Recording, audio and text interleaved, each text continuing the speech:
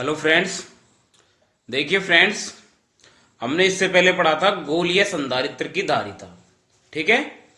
अब हम पढ़ेंगे संधारित्रों का श्रेणी क्रम संयोजन। इससे पहले आपने 10th क्लास में पढ़ा होगा प्रतिरोधों का संयोजन, श्रेणी क्रम संयोजन और समांतर क्रम संयोजन। आज हम पढ़ेंगे संधारित्रों का श्रेणी क्रम संयोजन पढ़ेंगे। ठीक है। तो संधारित्रों का श्रेणी क्रम संयोजन कैसे होता है देख लीजिए एक बार। चित्र यदि आपके समझ में आ गया तो आपको संयोजन भी समझ में आ जाएगा। जैसे श्रेणी का मतलब होता है लगातार। जैसे एक संधारित्र ये हो गया, एक ये हो गया, एक ये हो गया। जैसे तीन संधारित्र मैंने जोड़ दिया। ठीक है।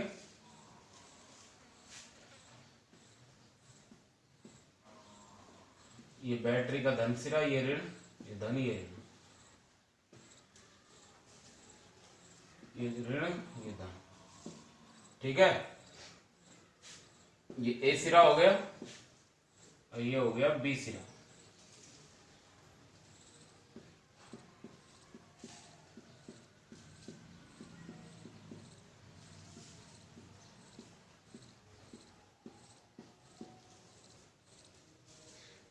ठीक है।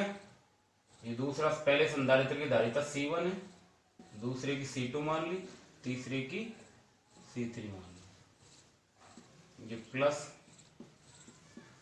इस पर धनावेश आ जाएगा और इस पर कौन सा आवेश आ जाएगा, ऋणावेश।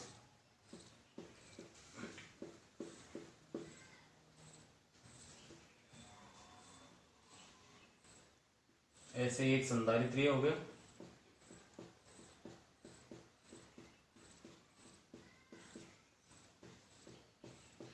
तीन संधारित्रों को मैंने जोड़ दिया है। ठीक है। सब पर आवेश बराबर होता है, प्लस क्यू आवेश, प्लस क्यू और प्लस क्यू। ठीक है। पहले संधारित्र के सिरों पर उत्पन्न विभवांतर है V1, यहां हो जाएगा V2, इधर हो जाएगा V3।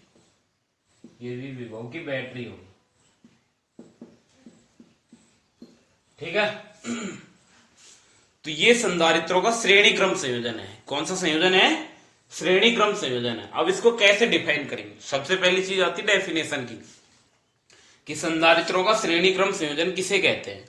तो संधारित्रों का श्रेणी क्रम संयोजन किसे कहेंगे? देखिए यहां पे आपको संयोजन मैंने करके दे रखा है, तो डेफिनेशन क्या हो जाएगी? संधारित्रों का ऐसा संयोजन, इधर देख लीजिए एक बार, ढंग से समझ लीजिए। संधारित्रों का ऐसा संयोजन जिसमें पहले संधारित्र की पहली प्लेट बैटरी के धन सिरे से, जैसा जैसा चित्र में मैंने किया ना वैसे ही आपको डिफाइन करना है। संधारित्रों का ऐसा संयोजन जिसमें पहले संधारित्र की पहली प्लेट बैटरी के धन सिरे से, दूसरे संधारित्र की दूसरी प्लेट पहले संधारित्र की पहली प्लेट बैटरी के धन सिरे से, पहले संधारित्र की दूसरी प्लेट दूसरे संधारित्र की पहली प्लेट से, दूसरे संधारित्र की दूसरी प्लेट किससे जुड़ेगी? तीसरे संधारित्र की पहली प्लेट से जुड़ी होती है। और इसी क्रम में यहां तो मैंने तीन जोड़ रखे, यदि और अधिक होते तो इसी क्रम में जुड़ते जाते, और इसी क्रम में आगे बढ़कर अंतिम संधारित्र की दूसरी प्लेट को बैटरी के ऋण सिरे से जोड़ते हैं। तो संधारित्रों का ऐसा संयोजन कौन सा संयोजन कहलाता है? श्रेणी क्रम संयोजन कहलाता है। तो यदि आप चित्र बनाना आ गया आपको, तो संधारित्रों का श्रेणी क्रम संयोजन आसानी से डिफाइन कर सकते हो। ठीक है। तो पहले संधारित्र की धारिता C1 है, दूसरे की C2 है, तीसरे की C3 है। जब पहले संधारित्र के सिरों पर उत्पन्न विभवांतर V1 है, दूसरे के सिरों पर V2 है, तीसरे के सिरों पर क्या है? V3 है। ठीक है। आवेश प्रत्येक पर समान होता है, लेकिन विभव क्या होता है? अलग अलग होता है, क्योंकि प्रेरण के कारण जितना आवेश इसकी प्लेट पर होता है उतना इसकी पर होगा और उतना इसकी पर होगा, और उतना ही ऋणावेश भी समान होगा दूसरी प्लेट पर। ठीक है। तो ये संधारित्रों का श्रेणी क्रम संयोजन है। इसको अब देखिए, अतः डायरेक्ट लिखेंगे बिंदु ए व बी के मध्य कुल विभवांतर। अतः बिंदुओं ए व बी के मध्य कुल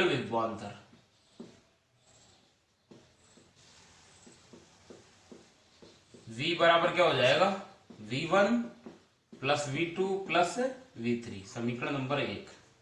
ठीक है, ए व बी के मध्य तीनों संधारित्र जुड़े हुए हैं ना, तो तीनों का अलग अलग है विभव, तो कुल विभव क्या हो जाएगा, तीनों का योग। सबसे पहले तो आपको डेफिनेशन लिख लिए। डेफिनेशन क्या होगी, संधारित्रों का ऐसा संयोजन जिसमें पहले संधारित्र की पहली प्लेट बैटरी के धन सिरे से, पहले संधारित्र की दूसरी प्लेट दूसरे संधारित्र की पहली प्लेट से, दूसरे संधारित्र की दूसरी प्लेट तीसरे संधारित्र की पहली प्लेट से, तथा इसी क्रम में आगे बढ़ते हुए अंतिम संधारित्र की दूसरी प्लेट को बैटरी के ऋण सिरे से जोड़ देते हैं, तो ऐसा संयोजन संधारित्रों का श्रेणीक्रम संयोजन कहलाता है और इसे निम्न प्रकार दर्शाते हैं। ये हम चित्र बना देंगे, उसके बाद में लिखेंगे चित्रानुसार पहले संधारित्र की पहली प्लेट को बैटरी के धन सिरे से जोड़ रखा है और अंतिम संधारित्र की दूसरी प्लेट को बैटरी के ऋण सिरे से जोड़ रखा है। इस संयोजन में सभी संधारित्र की पहली प्लेट पर तो धनावेश और दूसरी प्लेट पर ऋणावेश आ जाता है और प्रत्येक संधारित्र की प्लेटों पर आवेश का परिमाण क्या है, समान, लेकिन धारिता अलग अलग होने के कारण प्रत्येक संधारित्र की प्लेटों के मध्य अलग अलग विभवांतर उत्पन्न होता है। तो यहाँ पे पहले संधारित्र पर V1 है, दूसरे पर V2, तीसरे पर V3, अतः ए व बी के मध्य कुल विभवांतर ये आ जाएगा। ठीक है, हम जानते हैं, हमने पढ़ा था विभव V बराबर क्या होता है, हमने इससे पहले पढ़ा था विभव V बराबर होता है Q अपॉन C।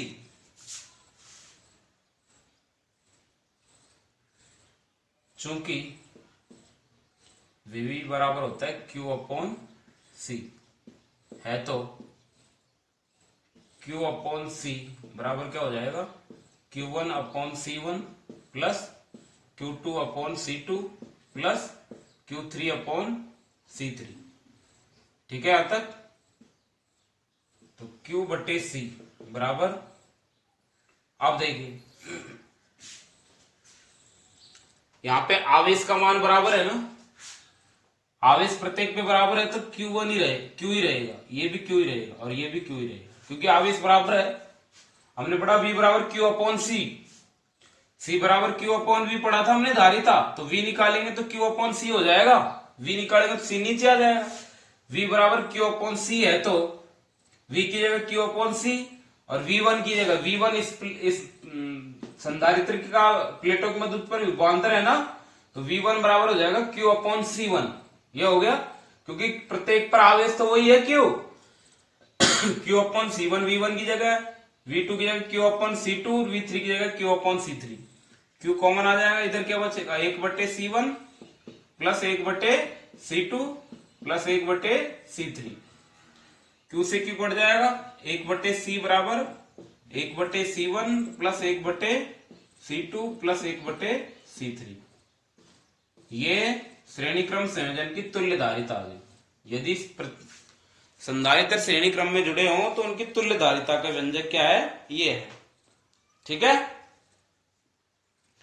इससे स्पष्ट होता है कि श्रेणी क्रम संयोजन की तुल्य धारिता का व्युत्क्रम संयोजन में लगे सभी संधारित्रों की अलग अलग धारिताओं के व्युत्क्रम के योग के बराबर होता है।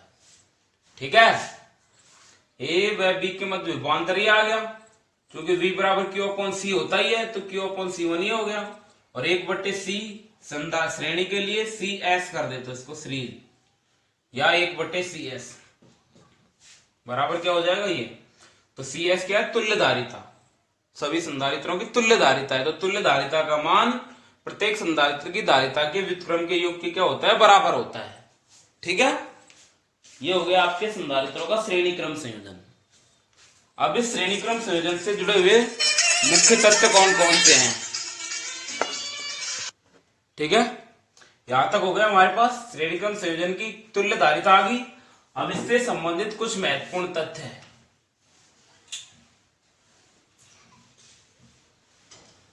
महत्वपूर्ण तथ्य, अब देखिए महत्वपूर्ण तथ्य क्या क्या है। महत्वपूर्ण तथ्य नंबर 1, पहला तथ्य क्या है कि इस संयोजन में तुल्य धारिता का मान श्रेणी क्रम में जुड़े सबसे कम धारिता के संधारित्र से भी कम प्राप्त होता है। ठीक है, मान लीजिए यहां पर है 2, 3 और 4, C1 का मान मैंने मान लिया 1/2, C2 का मान लिया 1/3 और C3 का मान लिया 1/4। तो सबसे कम धारिता का संधारित्र ये है, तो 1/CS का मान होगा वो इससे भी कम प्राप्त होगा, 2 से भी कम प्राप्त होगा। ठीक है, CS का जो मान है वो 2 से भी कम प्राप्त होगा। तो इसमें जो तुल्य धारिता आती है वो सबसे कम धारिता के संधारित्र से भी कम प्राप्त होती है। ये तो होगी पहला तथ्य। नंबर 2, दूसरे तथ्य की बात, इस संयोजन को तभी काम में लेते हैं जब उच्च विभव को संधारित्रों में विभाजित करना हो या उपलब्ध संधारित्रों से भी कम धारिता का संधारित्र बनाना हो। हमको मान लीजिए एक फेरेड धारिता का संधारित्र बनाना है, हमारे पास 2 3 4 है? तो इनसे भी कम धारिता का संधारित्र यदि हमें बनाना हो तो इनको कौन से क्रम में जोड़ देंगे? श्रेणी क्रम में जोड़ देंगे संधारित्र को। ठीक है, कई बार आपसे पूछ लेते हैं उपलब्ध संधारित्रों से भी कम धारिता का संधारित्र बनाने के लिए संधारित्रों को कौन से क्रम में जोड़ेंगे? श्रेणी क्रम में जोड़ देंगे। कौन से क्रम में जोड़ देंगे? श्रेणी क्रम में जोड़ देंगे। ठीक है, तीसरा तथ्य है, इस संयोजन में जुड़े सभी संधारित्रों पर आवेश का मान क्या होता है? समान। इस पर जितना आवेश है उतना इस पर है और उतना ही इस पर है। तो प्रत्येक संधारित्र पर आवेशों का मान क्या होता है? समान होता है।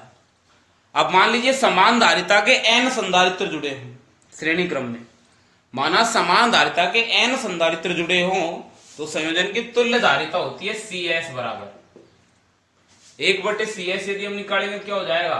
N/C, या CS बराबर हो जाएगा C/N। यदि समान धारिता के n संधारित्र श्रेणी क्रम में जुड़े हो तो तुल्य धारिता CS बराबर हो जाएगा C/N।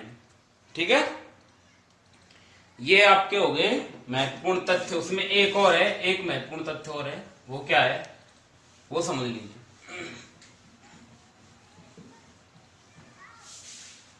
मान लीजिए कोई भी समांतर प्लेट संधारित्र है? ये कोई समांतर प्लेट संधारित्र है।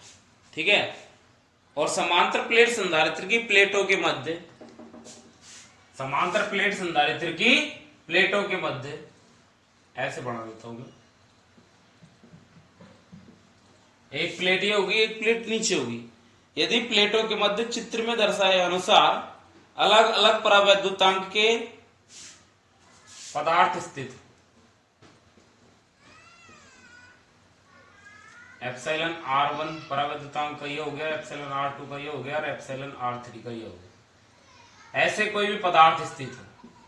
एक प्लेट ये होगी, इस पर है धनावेश मान लीजिए और एक पर है ऋणावेश। ठीक है, ऐसे आपको दे रखा हो तो इसकी कुल धारिता कैसे निकालेंगे? हैं? तो इसकी कुल धारिता निकालने का सूत्र है ये माइनस।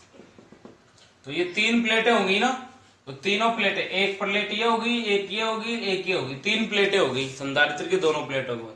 तो यहाँ पे जो तीनों प्लेटें हैं, जैसे एक संधारित्र हो जाएगा, एक ये 3 संधारित्र हो जाएंगे। अब ये इनको सॉल्व करके लिखेंगे तो कैसे लिखेंगे?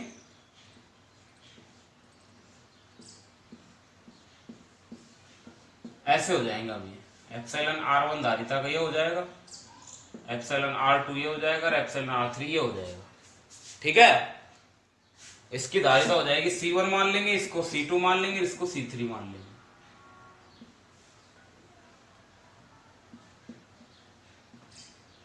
ठीक है, यदि कोई भी समांतर प्लेट संधारित्र है, समांतर प्लेट संधारित्र की प्लेटों के मध्य भिन्न भिन्न परावैद्युतांक के पदार्थ रखे हो तो जो तुल्य धारिता है, तुल्य धारिता कैसे ज्ञात करेंगे? जो भिन्न भिन्न परावैद्युतांक के पदार्थ है वो किसकी तरह व्यवहार करेंगे? एक अलग संधारित्र की तरह व्यवहार करेंगे और ये अलग अलग संधारित्र हो जाएंगे जिनको किस क्रम में जुड़ा हुआ मानते हैं? हम श्रेणी क्रम में जुड़ा हुआ मान लेंगे। तो इसकी तुल्य धारिता ऐसे निकाल लेंगे, पहले इसकी निकाल लेंगे C1, फिर इसकी C2, यहाँ पे C3। तो C1 बराबर क्या होगा? मैं मान लेता हूं इनकी मोटाई अलग अलग है, इसकी मोटाई है T1, इसकी मोटाई क्या मान ली हमने? T1, इसकी T2 और इसकी T3। तो हमने इससे पहले पढ़ा था समांतर प्लेट संधारित्र की प्लेटों को परावैद्युत पदार्थ पूर्ण रूप से भरा हो, तो ये संधारित्र हो गया, पूर्ण रूप से भरा हो गया। तो C1 बराबर क्या हो जाएगा? A epsilon not epsilon R1 बटे D की जगह क्या आ जाएगा? T1। C2 निकालेंगे तो C2 बराबर A epsilon not epsilon R2 बटे T2। ऐसे ही C3 निकालेंगे तो A epsilon not epsilon R3 बटे T3। ठीक है, यहां तक ऐसे आपका ये हो जाएगा। अब तुल्य धारिता निकालने के लिए क्या करेंगे? तीनों श्रेणी क्रम में हो गए, तुल्य धारिता के लिए तुल्य धारिता का सूत्र लगा देंगे। 1/CS बराबर क्या हो जाएगा, 1/C1 plus 1/C2 plus 1/C3। तो ये C1 C2 C3 के मान है, यहाँ पे मान रख के सॉल्व कर देंगे। ठीक है, आपको मान लीजिए कोई भी समांतर प्लेट संधारित्र दे दिया और समांतर प्लेट संधारित्र में की प्लेटों के मध्य परावैद्युत पदार्थ की विभिन्न पट्टियां रखी हुई हैं और विभिन्न पट्टियां रखी हुई हैं जहां पे प्रत्येक प्लेट का क्षेत्रफल ए समान होता है और उनके मध्य की दूरी जो होती है वो उनकी मोटाई के बराबर होती है। तो इस कंडीशन में जो तुल्य धारिता हम निकालेंगे वो क्या हो जाएगी, ये हो जाएगी 1/CS बराबर। ठीक है, यहां तक ये कुछ कंडीशंस हैं आपके, जो आपके हो गई है, महत्वपूर्ण तथ्य है जो श्रेणी क्रम संयोजन से रिलेटेड है। ठीक है, ये हो गया आपके संधारित्रों का श्रेणी क्रम संयोजन। कौन सा संयोजन हो गया, श्रेणी क्रम संयोजन। अब श्रेणी क्रम संयोजन में आपको ध्यान रखना है, श्रेणी क्रम संयोजन में आपको जो तुल्य धारिता आएगी वो क्या आएगी, 1/CS बराबर 1/C1 plus 1/C2 plus 1/C3। जो प्रतिरोधों में आती है ना उसके जस्ट अपोजिट आती है। प्रतिरोधों में तो श्रेणी क्रम संयोजन में डायरेक्टली जुड़ते हैं और संधारित्रों में व्युत्क्रम में जुड़ते हैं, बस ये ध्यान रखना है आप। ठीक है, ये संधारित्रों का श्रेणी क्रम संयोजन आपके हो गया है। इनका जो मैंने लास्ट में महत्वपूर्ण तथ्य बताया है उससे रिलेटेड एक एग्जाम्पल बता देता हूं मैं, क्या है देखिए, पॉज कर दे। देखिए इसके एग्जाम्पल से इससे रिलेटेड हम आगे पढ़ेंगे, आगे हमको दे रखे जस्ट क्वेश्चन आंसर पढ़ेंगे इस चैप्टर के, उसमें पढ़ेंगे। ठीक है, कुछ भी नहीं है, केवल आपको वैल्यू पुट करके निकालनी है। तो ये आपका श्रेणी क्रम संयोजन हो गया है। ठीक है, नेक्स्ट वीडियो में हम पढ़ेंगे समांतर क्रम संयोजन।